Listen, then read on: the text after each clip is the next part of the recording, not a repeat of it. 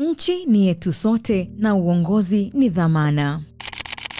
Maneno ya aina hii yalikuwa sehemu ya falsafa ya uongozi wa baba wa taifa Mwalimu Julius Kambarage Nyerere, ambaye katika miaka ya mwanzo ya uhuru wa Tanganyika alionyesha kwa vitendo kwamba madaraka hayakuwa mali ya mtu, bali yalikuwa dhamana iliyokabidhiwa kwa wakati maalum. Na leo miongo kadhaa baadaye, kauli hiyo inapata sura mpya katika tukio lililotokea Agosti 25, 2026 baada ya makamu wa rais wa Jamhuri ya Muungano wa Tanzania Balozi Dr. Emmanuel Nchimbi kutangaza kujiuzulu nafasi yake na kustaafu siasa pamoja na utumishi wa umma. Uamuzi wa Nchimbi umefungua tena mlango wa historia ambao haujafungwa kabisa katika siasa za Tanzania, mlango wa viongozi wakuu waliowahi kufika mahali wakaamua kusema ninaondoka. Wengine walikuwa mawaziri, wengine walikuwa wakuu wa muungano, wengine walikuwa kwenye kilele cha serikali, lakini kila mmoja aliwahi kuacha nafasi aliyokuwa akishikilia, na kwa kufanya hivyo akaacha alama yake katika historia ya Tanzania.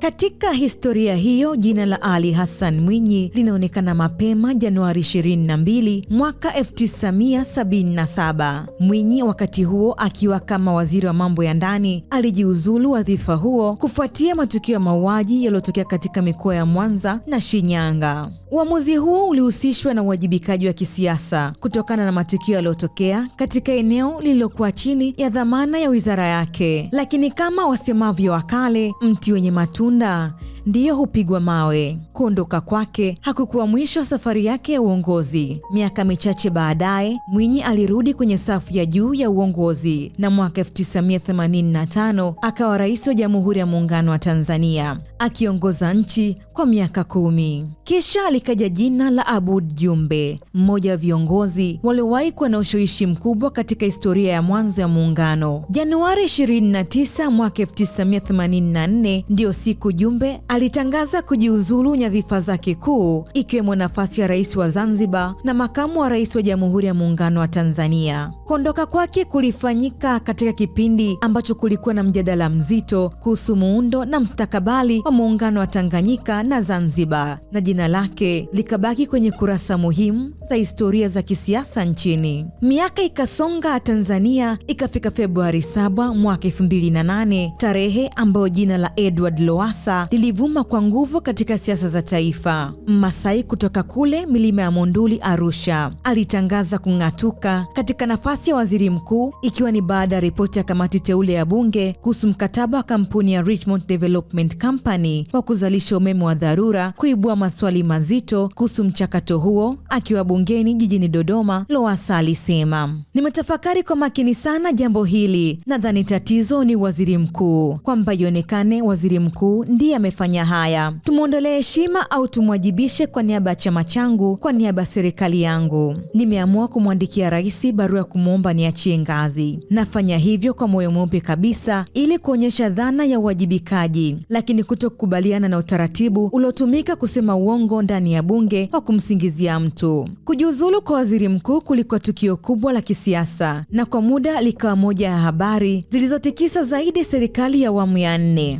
Lakini siku hiyo haikuandikwa kwa jina la Lowassa pekee. Pamoja naye waliondoka Nazir Kamaragi aliyekuwa waziri wa nishati na madini, na Ibrahim Msabaha aliyekuwa waziri wa ushirikiano wa Afrika Mashariki. Mawaziri hao walitangaza kujiuzulu katika mazingira yaliyozunguka sakata la Richmond, na hatua hiyo ikafuatiwa na Rais Jakaya Kikwete kufanya mabadiliko makubwa katika baraza la mawaziri. Kwa lugha nyingine, siku hiyo serikali ilitikiswa kutoka juu kwenda chini, na mawimbi yake yakafika kila kona ya siasa za Tanzania. Mwaka huo huo jina lingine kubwa likaingia katika historia ya kujiuzulu. Andrew Chenge akiwa waziri wa maendeleo ya miundombinu, Chenge alitangaza kujiuzulu Aprili 21 mwaka 2008, wakati mjadala kuhusu mkataba wa rada wa Tanzania na kampuni ya Bae System ukiwa umechukua sura ya kitaifa na kimataifa. Kujiuzulu kwake kuliongeza uzito kwenye mwaka ambao tayari ulikuwa umeacha alama nzito katika historia ya uwajibikaji wa viongozi wa serikali. Kisha ikapita miaka kadhaa kabla pazia jingine kufunguka. Safari hii ilikuwa mwaka 2014 na mhusika alikuwa Frederick Werema, mwanasheria mkuu wa serikali. Disemba 16 mwaka 2014, Werema alitangaza kujiuzulu wakati wa sakata la Tegeta Escrow likiwa limetawala mjadala wa taifa.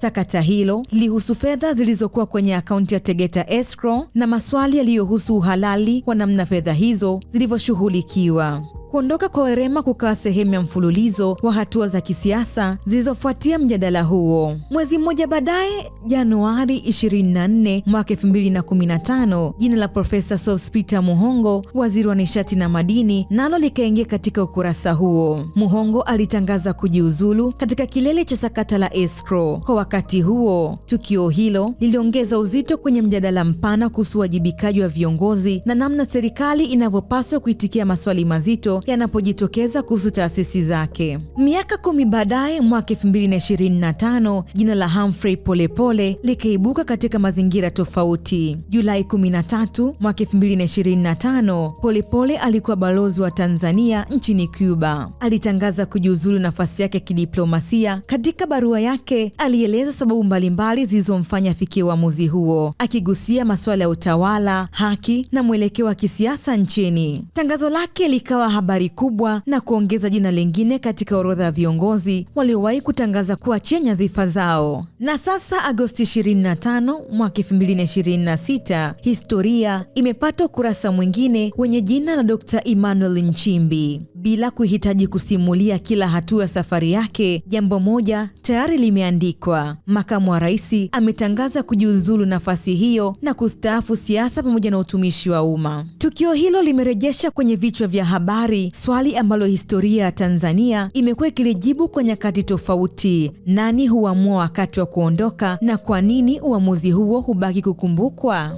Kutoka Mwinyi hadi Jumbe, kutoka Lowassa hadi Chenge, Werema na Muhongo, kutoka Polepole hadi Nchimbi. Majina haya yanatoka katika vipindi tofauti, lakini yanaunganishwa na jambo moja: wote waliwahi kutangaza kuachia nyadhifa kubwa walizokuwa wakizishikilia. Labda hapo ndipo tunapoweza kurudi kwenye falsafa ya Mwalimu Nyerere: uongozi si umiliki, ni dhamana. Dhamana hupewa, hutumika na siku moja hukabidhiwa kwa mwingine.